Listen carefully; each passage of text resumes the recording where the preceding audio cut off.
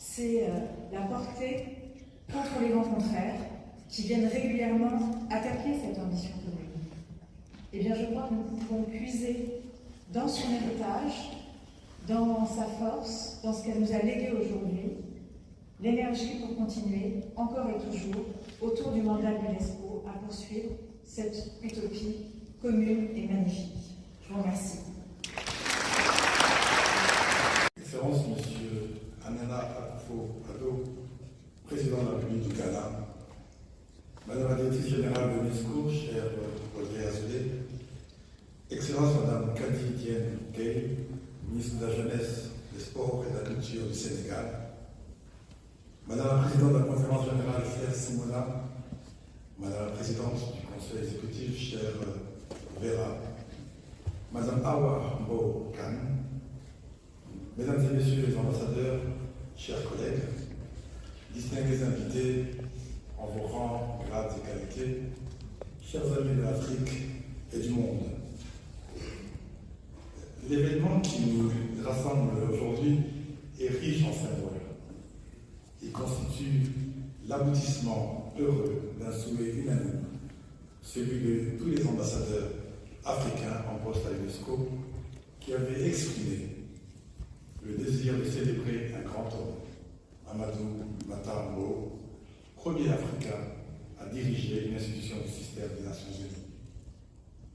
Merci à vous, Madame la Directrice Générale, et à toute votre équipe pour avoir rendu possible cet hommage. Votre engagement témoigne non seulement de votre reconnaissance envers l'héritage exceptionnel de celui que nous célébrons aujourd'hui, mais également de votre volonté de préserver et de valoriser les valeurs fondamentales qui nous unissent. Merci au sous-directeur général de la Priorité Afrique, M. Philomena Matoko, qui a piloté les préparatifs de cette rencontre avec le concours actif de son équipe, et les ambassadeurs du Sénégal, du Congo, du Gabon et des Comores mandatés pour cette tâche par le groupe Afrique. Notre reconnaissance collective pour l'homme d'exception qu'est Amadou Mahtar Mbow, l'UNESCO a déjà su l'exprimer en une première occasion. C'était en 2021, lors de la célébration de son 30e anniversaire. Entouré de 3 de vos prédécesseurs, vous aviez, Madame la Directrice Générale, rendu un très bel hommage à celui qu'on désignait, et je cite, un homme debout dans son siècle. Excellences, Mesdames et Messieurs, l'ordonnancement de cette rencontre prévoit de confier à des personnalités mieux outillées que moi le soin d'évoquer, à travers un spectre interdisciplinaire, l'exceptionnelle personnalité d'Amadou Mahtar Mbow et surtout l'épaisseur historique de l'héritage qu'il nous lègue. Au risque d'anticiper leurs propos, j'avancerai que la biographie d'Amadou Mahtar Mbow se passe de commentaires. Avec ses multiples publications scientifiques et thématiques, près d'une quarantaine de décorations honorifiques dans le monde, l'homme que nous honorons aujourd'hui aura marqué son siècle. Différents repères en attestent. Depuis l'appel en 1978 pour la restitution des biens culturels jusqu'à sa croisade ou l'instauration d'un nouvel ordre mondial de l'information et de la communication, en passant par son combat pour l'alphabétisation des jeunes jusqu'à l'immense legs que constitue l'histoire générale de l'Afrique.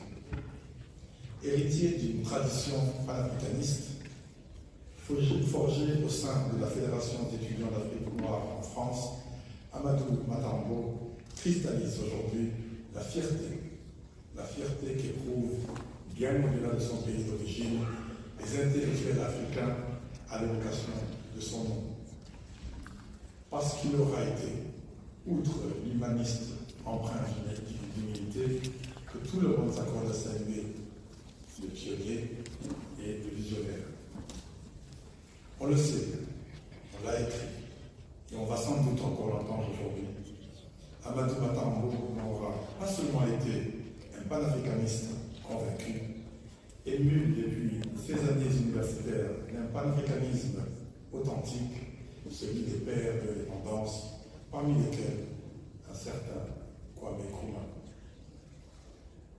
Amadou Matambo n'a pas seulement été précocement le parrain d'une véritable rupture de paradigme dans la conception et la méthodologie et le contenu de l'enseignement de l'histoire africaine.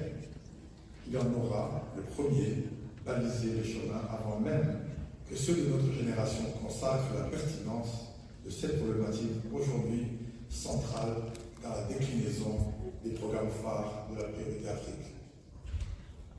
Amadou Matambo a su, le premier, arpenter un chemin périlleux, celui de la construction d'un nouvel ordre mondial conjuguant la pluralité et l'unicité, la diversité et la cohésion, l'équité et la représentabilité. En cela, l'Afrique doit être fière de la figure morale et intellectuelle qu'il incarne. Il a notamment cristallisé les valeurs chères aux peuples et civilisations africaines, tout en leur offrant, à la position qu'il occupait, une portée mondiale cosmopolite et inclusive.